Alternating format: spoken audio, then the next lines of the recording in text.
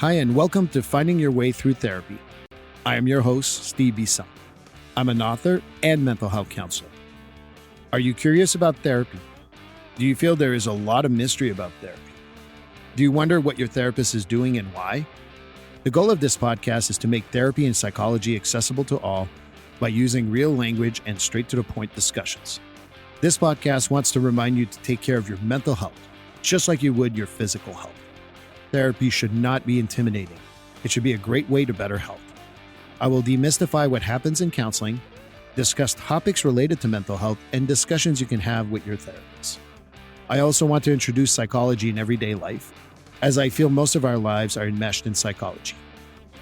I want to introduce the subtle and not so subtle ways psychology plays a factor in our lives. It will be my own mix of thoughts as well as special guests. So join me on this discovery of therapy and psychology.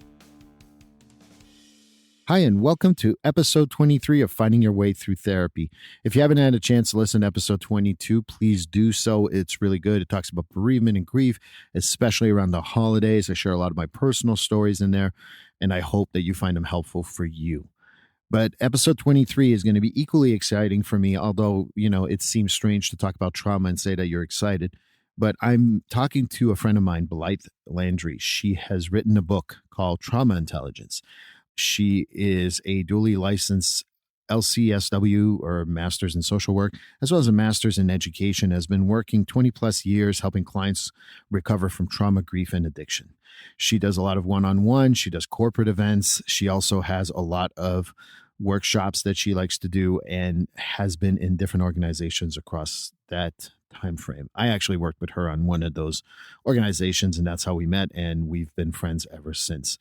Blythe really believes that there's no story that's too painful to hear, and she loves to hear stories from everyone and be there for them.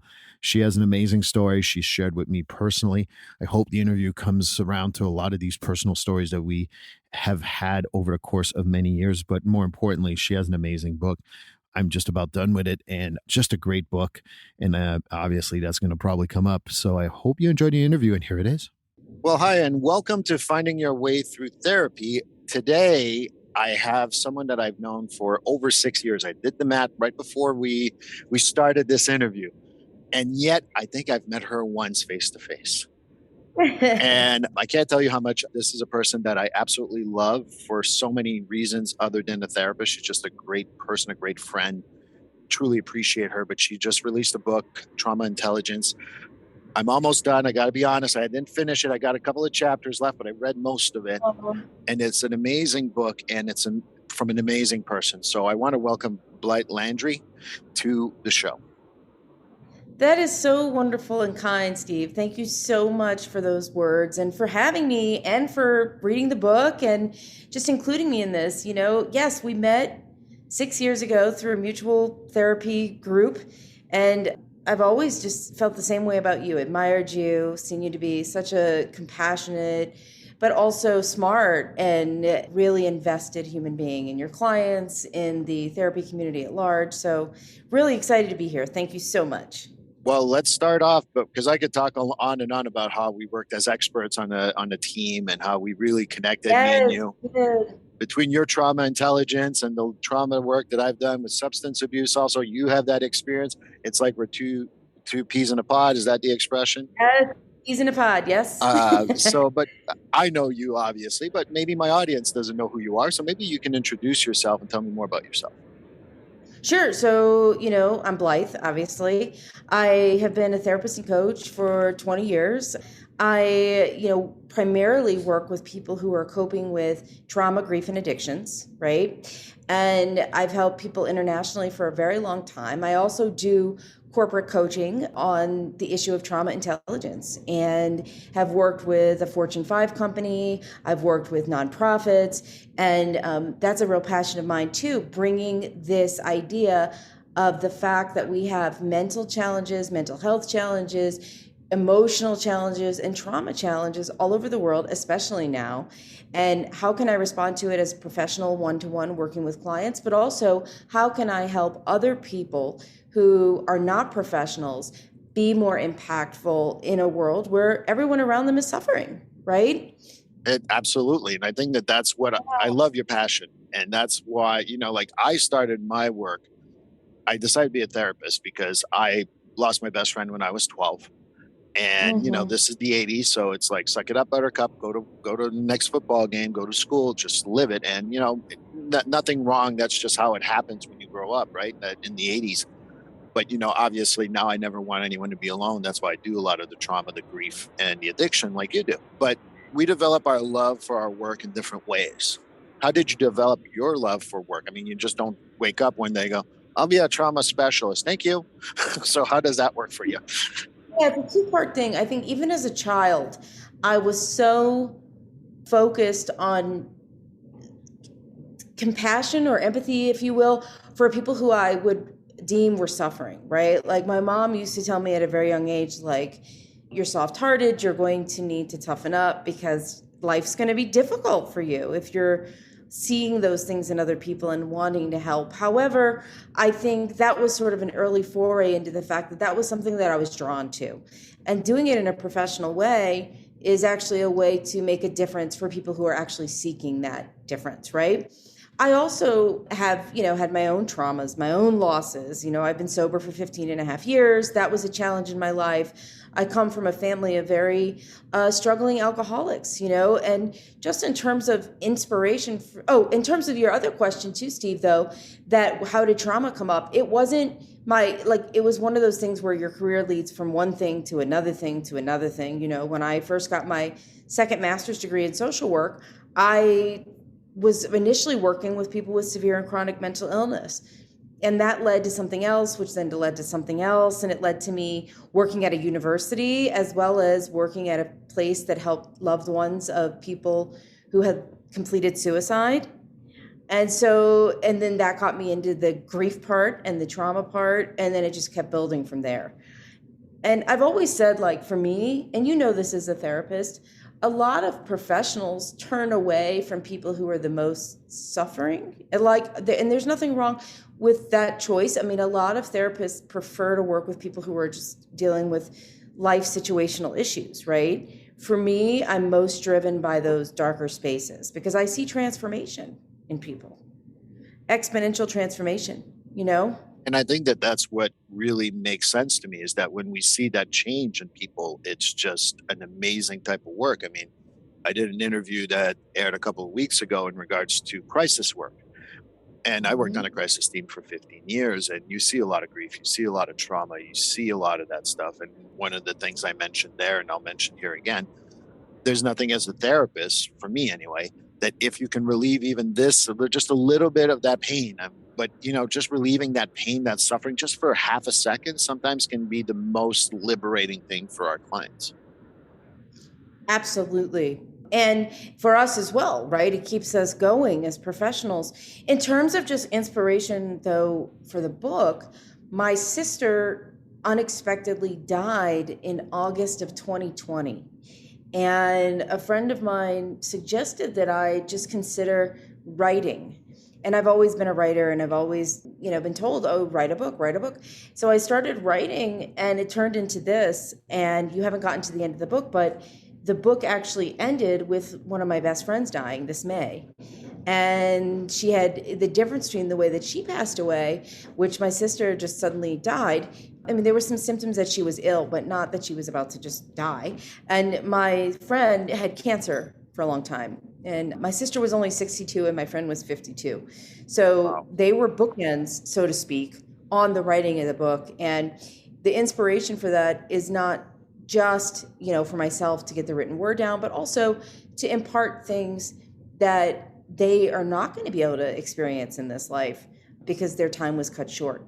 So so that was the inspiration for that. And the inspiration for actually just the details of the book really has been a desire to be practical and to give practical suggestions to anyone and everyone. Because I think, and you probably would agree with me on this, Steve, I think most people that are making the biggest difference in the world are not even people that are setting out to make a difference, maybe like us, but people that just, they're under the radar, right? They go to work, they always ask how others are, They're consistent, they're emotionally present. Like, I think a lot of people who make a difference in the world are people who never get noticed for it, I right? agree. And they can always use extra tools in being the awesome people they already are. And it's so true. I think that, we set out to do this work. Absolutely. But I also think that even as therapists, sometimes we don't see the impact that we've done in people's lives. I mean, there's nothing like having a note. I get notes, years later from clients telling me, you remember you said this, and I don't know about you, but sometimes I'm like, I did. I mean, yes, I did, and that really changed my life, and it really helped me. So I think that really inspires our work because sometimes we don't know the impact we have. Never mind other people. And I think that having the friends that you had, and I did read the dedication of the book, so that was beautiful. But I think that having that stuff around is, Absolutely. yeah. And I think that our own loss is always playing a factor in our work, right? Of course. It's what they call that wounded healer, right? If we can transform ourselves. So, absolutely. Yes, I agree with that wholeheartedly. And I know that trauma becomes an interest because of personal stuff. We dig into it and then we go, I don't know anything. And I don't know if that was your experience or not, but the more I dig into different people's traumas, the more I realize that I don't know anything about trauma. And I keep on reading to this day about trauma. Like when I started, you go to school, about trauma, right? You know DSM-4, 5, or whatever this week is the criteria. And then you're like, oh crap, you start really digging into people's lives and the different types of trauma that they've had. And Yes. you're like, whoa, I know nothing about trauma. Well, we're always learning, right? And I think that, like I talk about in the book, we think of trauma as like a plane crash or a car accident, and of course those things are horrifically traumatic. I think a lot of what people are experiencing though is this ongoing, nuanced, layered relational trauma from confusing mixed messages as children up through adulthood. And a lot of that trauma then creates more trauma because then we go out and pick people who will mirror those things. And it's like the same thing over and over and over again.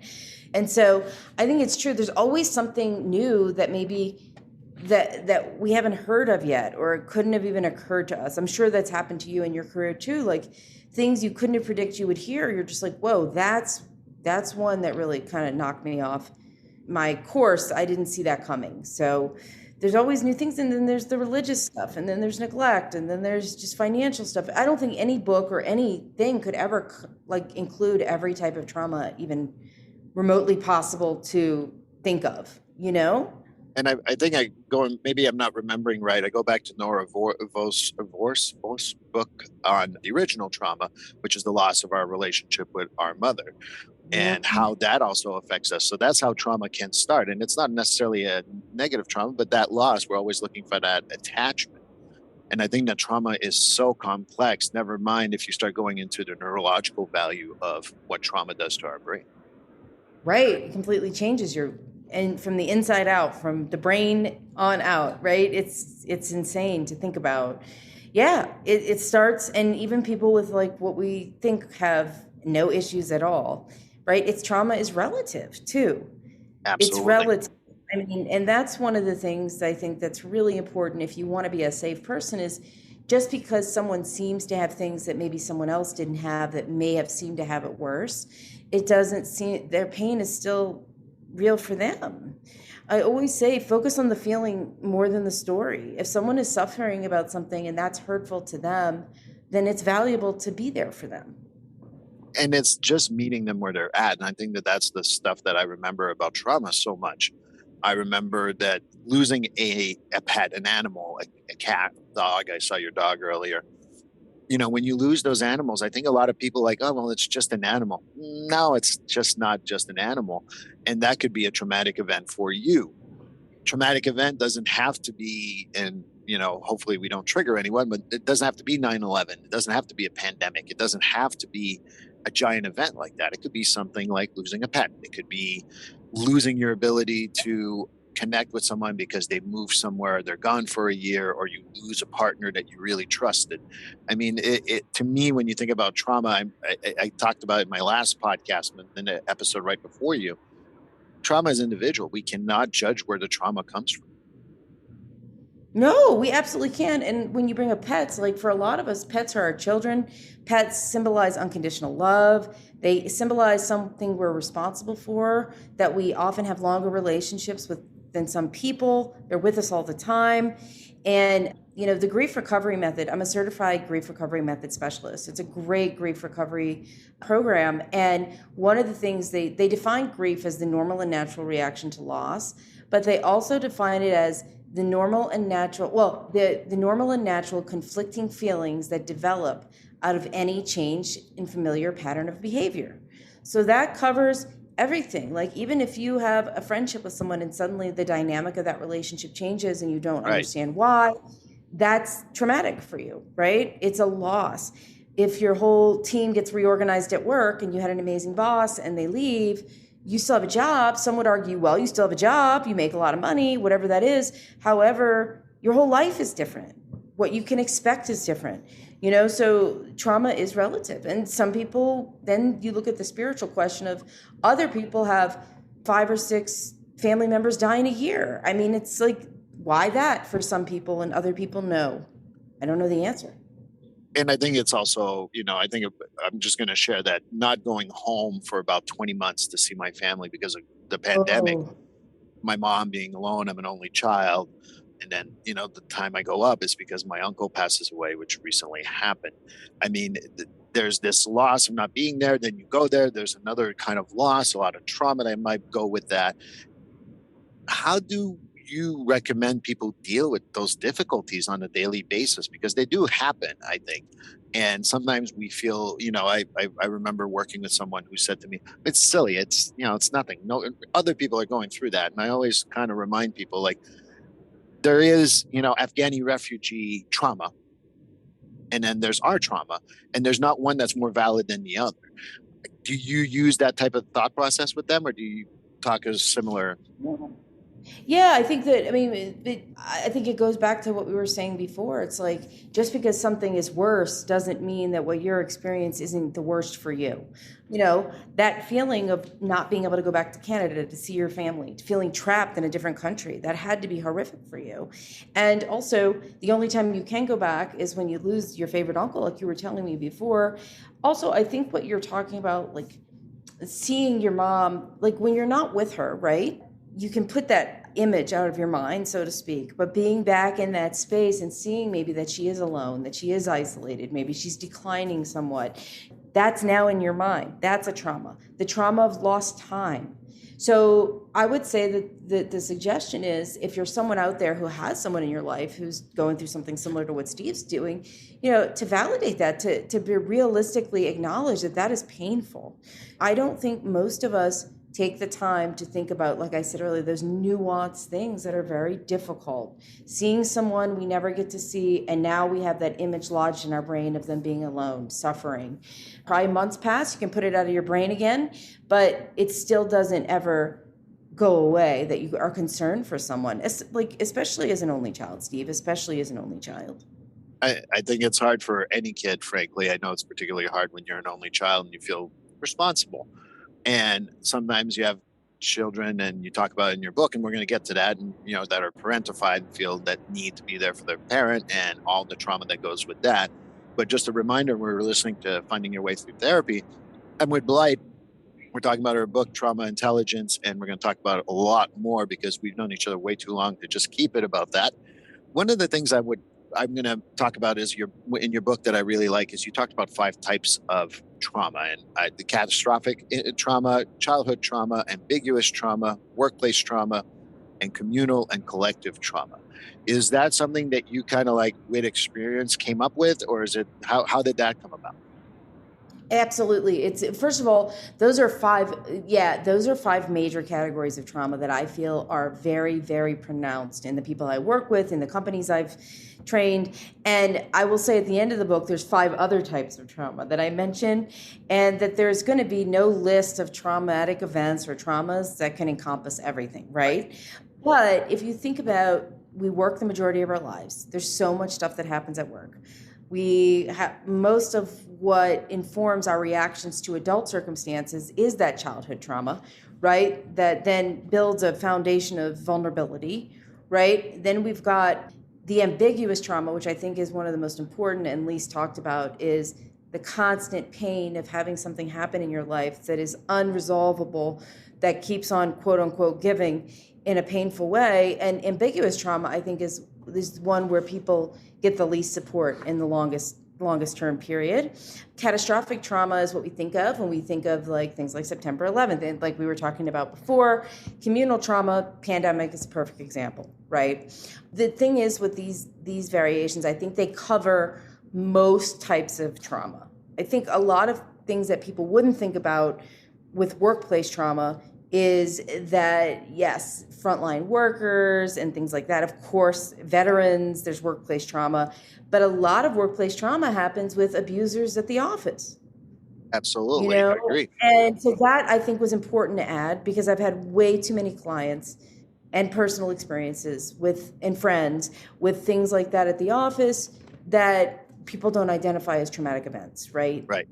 Yeah. And I think that that's the other thing that when I talk to many of my guests, we talk about these categories, but they're not exclusive. I mean, you can have a catastrophic trauma that causes ambiguous trauma in you that is also communal, for example.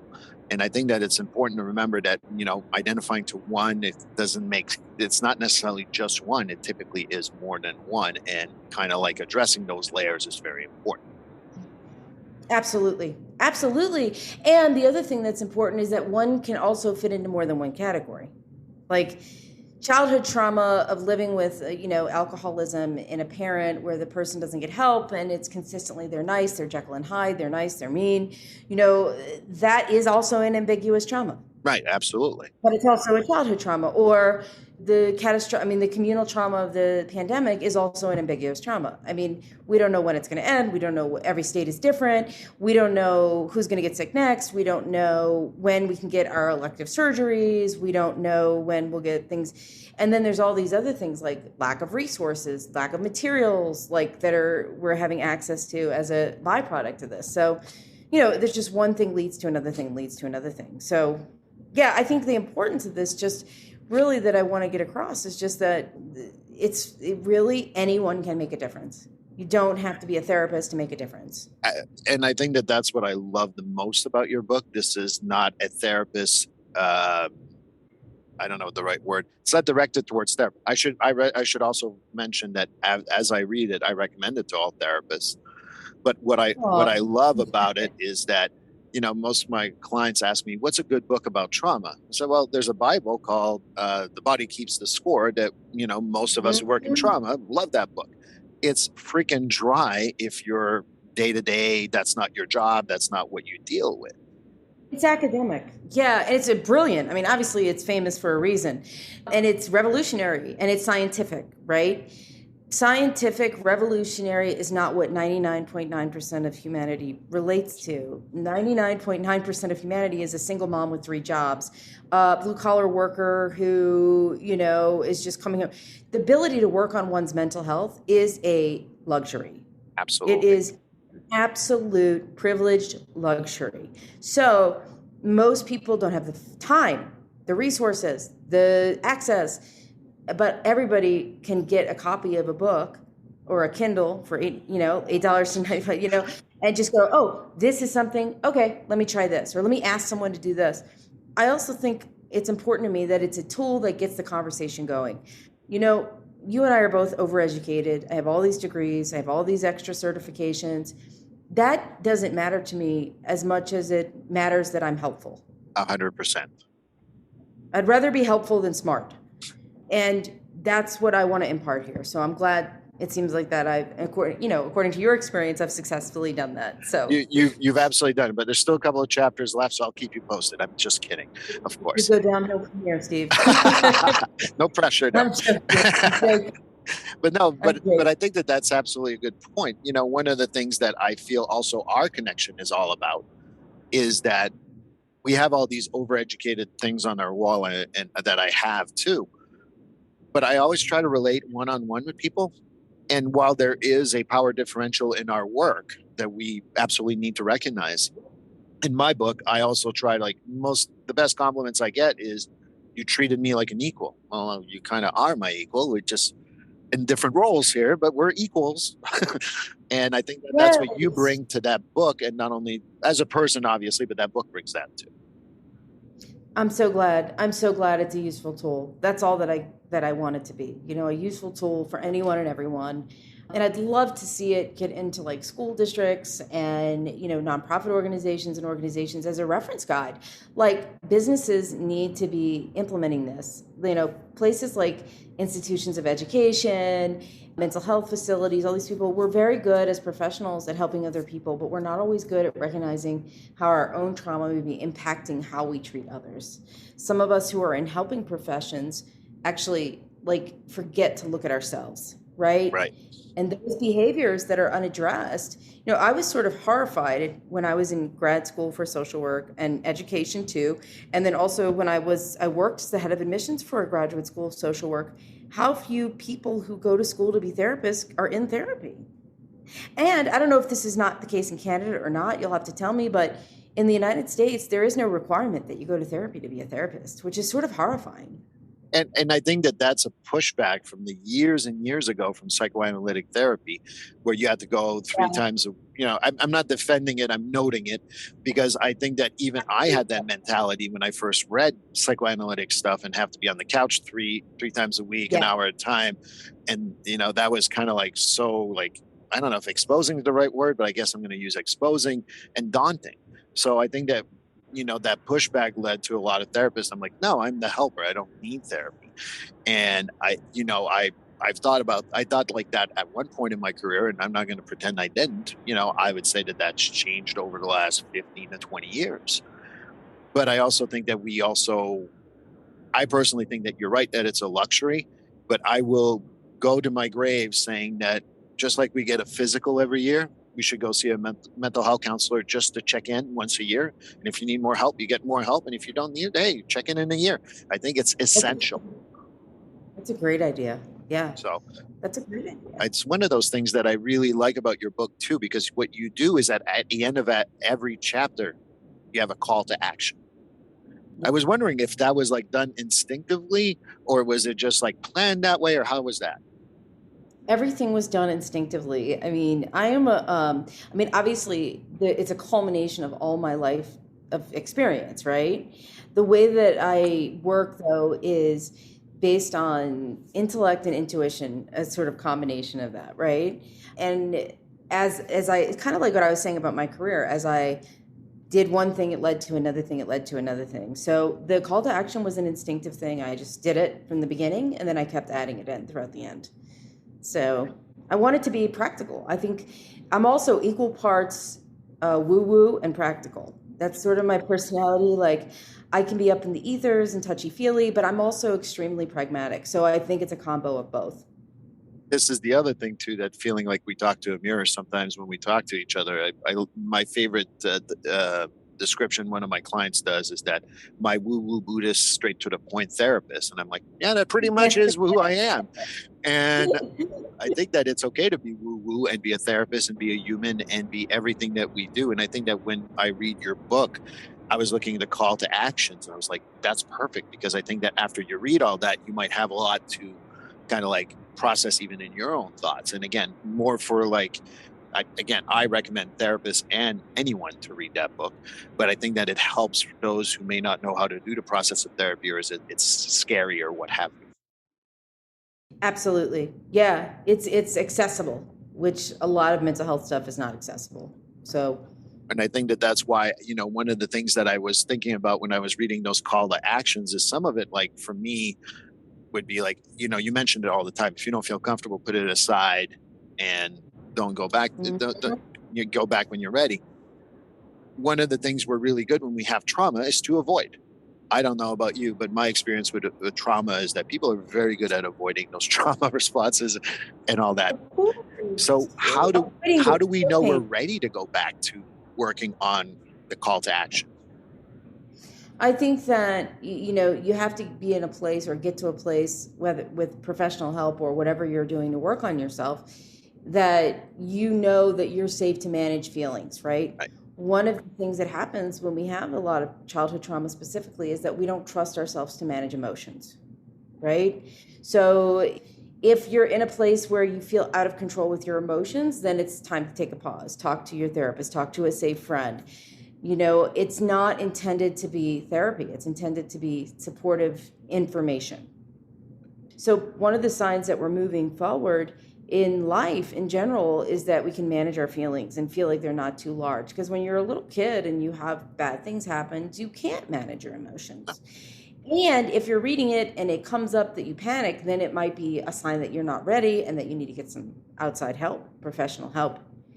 So hopefully that definitely accepts it. Yeah, that answers the question. And what I would also let people know, what I find too by reading your book, is that when you think about trauma, I always think about the three parts of the brain, the stem, the midbrain, and the cerebral cortex. And a lot of our trauma gets stuck in the midbrain. And if you're feeling like in the fight, flight, or freeze response, then maybe that's a good time to just take a chill time and not go to it right away. And hopefully the book creates those neural pathways to get to the cerebral cortex so you can think about what happened. Mm-hmm. For sure. I think that neurology is something that I really embrace with my trauma work, because it's when people are in their fight or flight, we get the privilege, or I find it's a privilege when people tell me about their trauma and you can clearly tell they're freezing, they're flighting, or they're fighting.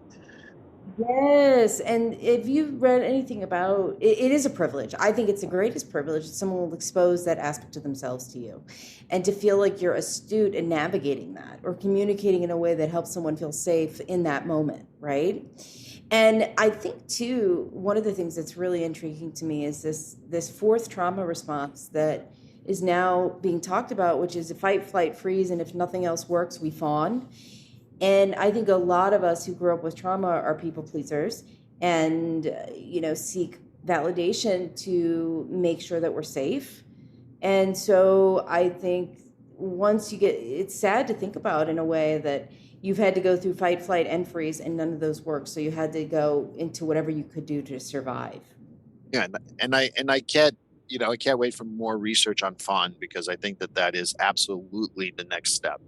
It's a little bit of that stuff that I really think that we're going to get there. Just like, I talk about this again in one of my last podcasts, that CPTSD, or complex PTSD, is going to be one day a diagnosis.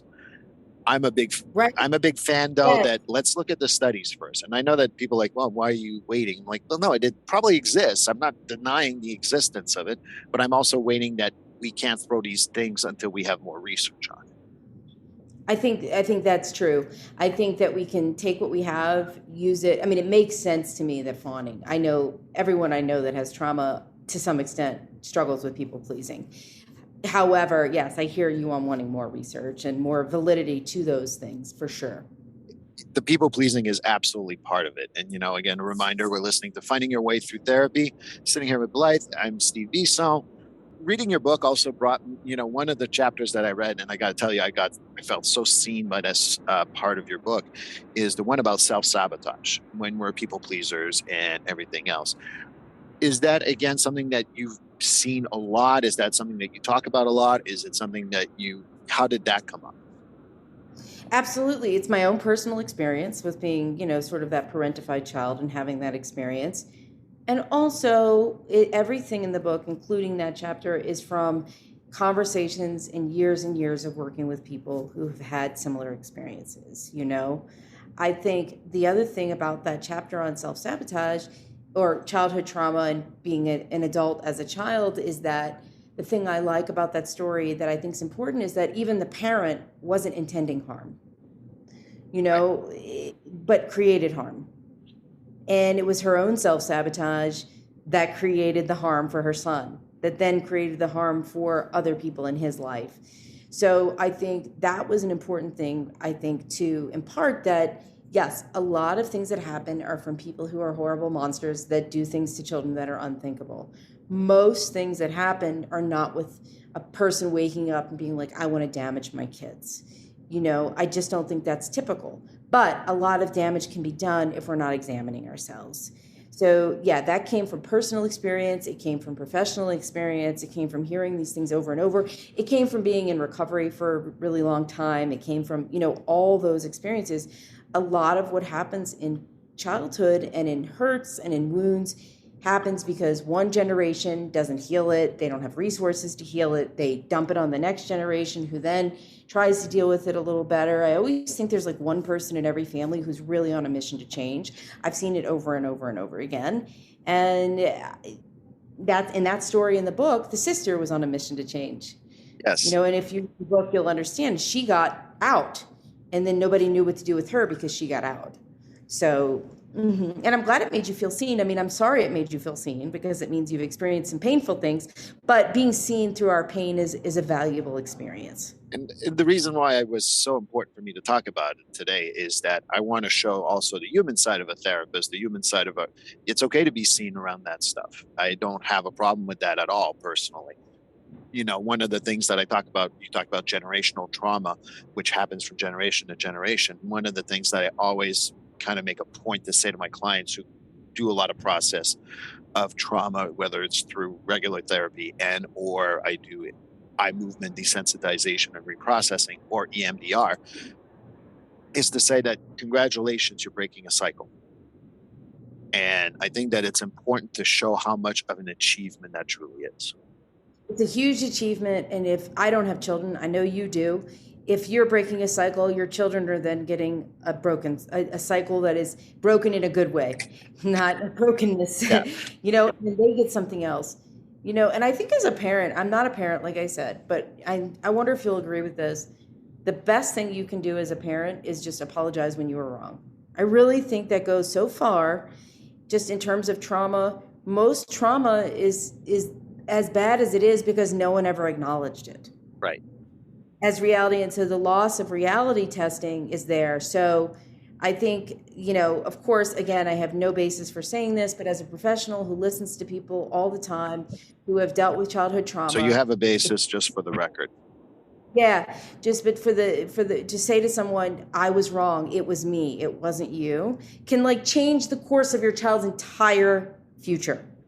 The hardest part, I think, to explain to parents, and certainly even as a parent myself, when I do make a mistake and I apologize and it was my mistake or what have you, and that's very powerful. The hardest thing I think for a parent, and maybe you've had that experience, is when you apologize, but don't say the but. I apologize and not blame the child. And that's very difficult to explain to some of the parents, especially when there's generational trauma stuff. Yeah, because I always say apologizing to someone is often harder than telling them you love them. It's vulnerable. So if you have trauma and you're a parent and apologizing feels dangerous to you, but really and truly, just saying it was me, it wasn't you, it's safe to do with a child. Children are very forgiving. And I mean, I'll say it, if you're a parent, it's your responsibility to work on those things. If you are in a position where you've chosen or gone on a path to have children, you got to work on it. You got to say you're sorry.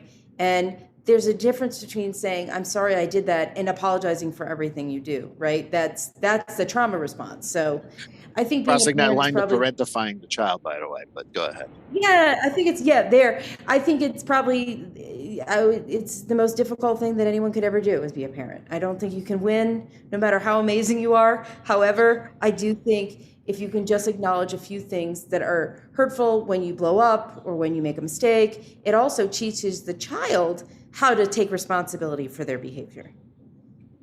Beyond trauma, I coach one of my daughters, my youngest daughter's team. I've been doing this for a few years. One of the things I remind them constantly when they make a mistake, especially playing soccer, people feel a lot of pressure. And I kind of remind them when they get to the bench, I'm like, if I didn't make 10 mistakes in a day, I've had a pretty damn good day. So it's okay. It's okay to make mistakes. Yeah. Well, it's great that they have someone like you as a coach then. Well, I think that that's part of what you talk about, being a therapist, but being a human being and trying to help people, whether it's trauma or what have you. But I think it can relate to that, is that I try to model the behavior and try to show. I work with girls, so it's also about small things. Like even when they're hurt and they need help to the bench, I ask for consent. I say, can I help you up? And those little things go a long way to give a voice, so that if there is a trauma, you can actually have a voice as a person and feel that at a very young age is so important. Oh, wholeheartedly agree with that. Yes. Yeah, and just start sending those messages now that you're a human being, that you're not a god, you're just a person happening to be a parent or a coach that will disappoint happening. I don't think that's the word, but you know what I meant. No, and there's obviously I talk about you talk about trauma. I've had very, very, very amazing coaches when I grew up. I also had a few lousy coaches, and I definitely want to make sure that I am not one of those lousy coaches and not create the trauma where you feel not as good and you don't feel good as a human being, which then really can go into deeper trauma, whether it's at school effectiveness and all that. And I think that plays a huge factor in modeling that behavior. Oh, I think that's absolutely true. I mean, I remember when I was a teacher at junior high, I actually boycotted going to it was like fifth and sixth and seventh graders. I boycotted going to the games because the coaches were so abusive to the kids. I was not going to endorse that. And if you're a little kid at home, if there's stuff going on at home, there's trauma at home, you go to school, you want your coach's approval. And there's a whole, I don't know a lot about athletics, but I know there's a whole subculture of abusive stuff going on, even with little kids. It's like this tie to like winning all the time. So it's good that they have someone like you in place for sure. And I want to get back to your book, because one of the things that self-sabotage, one of the things that really, how can I put this? I've embraced for a long time with my clients, with my own life, but it talks about that toxic positivity. And to me, nothing drives me more absolutely insane as a therapist when people go into toxic positivity. And I don't know if you wanted to talk a little more on how that can be detrimental and hurt and even make the trauma worse sometimes. It makes trauma worse. It makes us feel more alone. Toxic positivity is just that inability to have anyone have any feeling that might make you uncomfortable at any time, right? And it's also facilitated by memes all over the internet, and you have to be grateful. And life is difficult, life is challenging. And, if you're a safe person, you don't just rah-rah someone into being in a better place. Now, there's a difference between people in our lives who are never not in a bad place, but if you're a person who is in the world with people that you love and someone is having a hard time, the worst thing you can do is belittle them and not be there. But worse, just as almost on the same level as that, is like, well, you have so much to be grateful for, or, your child dies and at least you have 4 more at home, or and that's all coming from a place of discomfort with one's own pain. Right. So it enrages me. And honestly, it makes people feel alone. That's the same thing with the self-help book movement, the movement that's like, if you read this book, you'll be a transformed person. And I think the book imparts that like, this is a tool. It's not you're not going to be a different person after you read that. That would be a ridiculous claim. And that is a form of toxic positivity that actually makes people feel more isolated and alone. I agree. Every time I try to reach for help, someone's like, well, but you have money, or well, but you have friends, or well, but at least you have your dogs, or well, at least you have your health. It just diminishes the hurt and it makes you more isolated, which is another trauma reaction. And then that leads to depression and, all kinds of other things. So I think if you want to be a safe person out there, let people have their feelings. Like, let people be sad. As one of my dear friends always says, I paid a lot of money to have these feelings, like for therapy. She's like, you put a lot of time in to have feelings of being miserable and sad, So I think very few people in this world are able to hold space for other people without trying to fix it. And it's certainly something I need to work on. Like, it's something I'm good at most of the time, but there's times I try to fix people's pain, and that's not good. That's not good at all. I mean, I, just like everyone else and yourself, is a work in progress. Absolutely. Love that. And as we wrap up here, I wrote my book too. And I can't. Yes. My favorite part always changes from week to week, basically. Sometimes it stays for a couple of months, but sometimes it stays for a couple of weeks, and it's another part. But everyone has their favorite part when they write a book, in my opinion. Sometimes people say it's the entirety. It's a nice statement, but ultimately there's parts that really strike us. What part of your book would you say is your favorite? I think The Hope for Humanity and the last chapter. They're my favorite parts. I think you haven't gotten there yet. It's hope, humanity, and applying is, and the reason that it's my favorite is because people think that when you have trauma and you listen to trauma, that it's all sad. There's absolute redemption, transformation, whatever you want to call it, that happens. And the fact that anyone even cares to open any book about trauma and being a different person is a sign of hope. There's so much good in the world. There's so much joy in the world. There's so many, like we were talking about earlier, so many people that no one will ever know are making a massive difference on the planet. I don't know if you ever watched that show, Undercover Bosses. Yes. Okay, well, I used to watch it, and there was one episode, I can't remember, maybe it was 7-Eleven, it was a convenience store, and the CEO, whatever, went, or the owner went, and the woman that worked there was like an angel. And she took it with so much care and so much kindness, and she was so kind to him, and she was so calm and patient in her training of him, and he was just blown away by who she was. Right. Those are the people making a difference, and I think that is important. So that's my favorite chapter. And also, I just want to say, I love that you actually are very comfortable and confident enough to be like, I have a different favorite chapter of my book every time. I love that. That's a wonderful thing. And I want to aspire to be, just so overjoyed about this process as you are. That's amazing, Steve. Well, thank you. And I think that for me, when I'm reading your chapter, I haven't gotten that one, so maybe that's my favorite. I don't know yet. But the communal and collective trauma that we're going through with the pandemic and everything else, especially with the first responders that I work with a lot of people in the healthcare system. So that's really, really my favorite so far. But I'm going to get to the end. I'll tell you privately which one, if that one trumped it, but it might change also. How about you tell us more about how we can get your book, how we can reach you, and anything else like that? Well, yes. So the full name of the book is Trauma Intelligence, The Art of Helping in a World Filled with Pain. I'm Blythe Landry, so you can get it on Amazon. You can get it on my website, blythelandry.com. You can get it on barnesandnoble.com. And you can reach me at my Instagram account, Blythe Landry Coach. You can also reach me through my website, blythelandry.com. You can reach me on Facebook, Blythe Landry. I live in Albuquerque, so my Facebook is public, and it's pretty much all work. So you can reach me there. And yeah, if you are interested in corporate coaching or one-on-one coaching, any of those spots is a great place to reach me as well. Well, I'm going to put that in the show notes for sure. I'll put it all there. Blythe, I can't believe that it went so fast. Really fast. But I truly, truly enjoyed our conversation. Think about it. Maybe one day we can do it again and talk about different stuff. And because I think this is a conversation that could last for days. I was going to say we should do this again, and we should break each different type of trauma down, like a different conversation about the different subcategories of trauma, because I think that there's something in there that everyone can relate to. Plus, it's just so good to see you. I can see you even though the audience can't. It's so good to connect, Steve. Too much time has passed, and it's just a joy to be part of this. And I love seeing you thrive the way you are.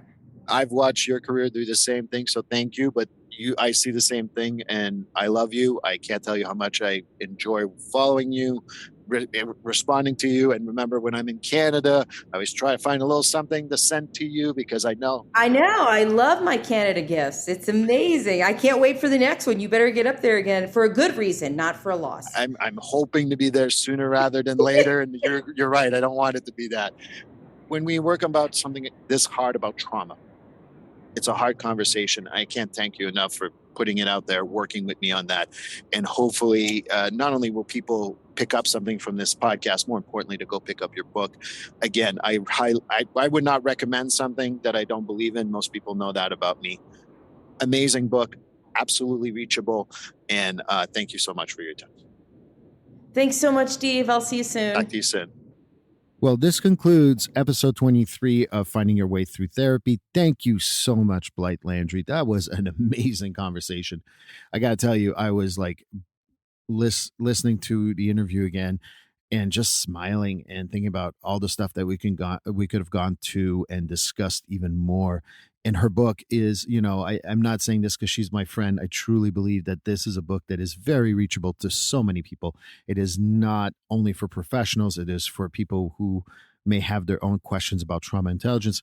And frankly, I think that if you're in the business in general, whether you're in a human resources or any type of work, I think that having this information would be essential to develop your business and also not only your trauma intelligence, but your emotional intelligence for what people in your organization may go through. So thank you, Blythe. I think that we need to do this again. It was truly like, I'm still like, I got a big smile thinking about our conversation. Episode 24 will be a review of the whole season. I hope that you join me with that. I will give you a little bit of an overview of the whole season. So that way, maybe you can go back to your favorite episodes or think about that. And hopefully it will be helpful to you. Just a reminder that this is for entertainment purposes and does not constitute advice. Please seek a professional if you are struggling with any mental health issues, although we do appreciate your support here on this podcast.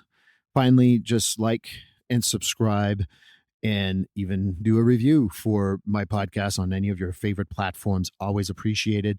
And always drop me a line if you want to have a particular thing you want to talk about. So I hope I see you soon.